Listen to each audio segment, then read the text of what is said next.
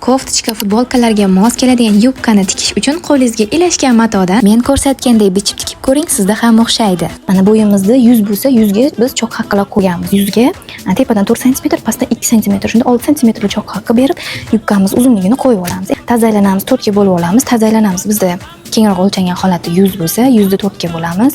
25 bo'ladi. 25 ga bir choq haqqi berib, mana 26 sm qilib qo'yib olamiz. To'g'ri. Rezinkali bo'layotgani uchun tazli formasini tepaga ham berib oldik. Taz uzunligiga demak shunday qilib biz 19 sm to'g'ri tekis tushib olib, tazalanamiz, 3 choq haqqi berib qo'yib olganmiz. Endi 40 sm tepadan pastgacha to'g'ri tushib olganmiz. 40 sm ga ham biz nechi bo'lsa, bu yerga ham shuni tushirib olamiz. Tushirib olib, belga ozroq kirib, buyog'ini tekis chizib, qolgan joyini esa etak kengligini xohishga qarab keng berib bersak bo'ladi. Materialingiz ham ko'pligiga qarab bersanglar bo'ladi. Bittada zo'r o'xshab chiqadigan yubka bu. Ham chiroyli, ham nafis ko'rinadi. Hammaga birdek qolipdek tushib ketaveradi.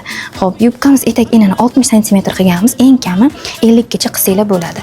60 sm qilib etak enini qo'yib olib, to'g'ri 40 sm tushgan joyimiz bilan tekis lineykamiz birlashtirib, tekis qilib chizib olamiz.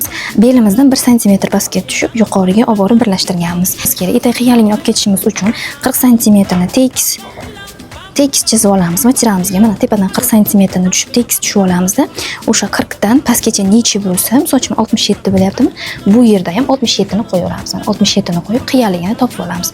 67 qilib demak etagini, qiyaligini chizib olamiz. Ketagini kesib olamiz, qolgan joylarini ham kesib olamiz.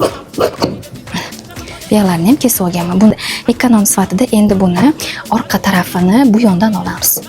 Yubkamiz bo'ladi, faqat bu yubkamiz esa bunaqasiga taxlaymiz, chunki materialimiz hech qanaqa gullari, g'uzorlari yo'q. 1 sm pastga tushgan edik-ku, belidan sal belini avvalroq bo'lish uchun ichidan 2 sm yuqoriroqqa chiqib tekis qilib birlashtirib olamiz. Kromkasini kesib tashlaymiz materialni.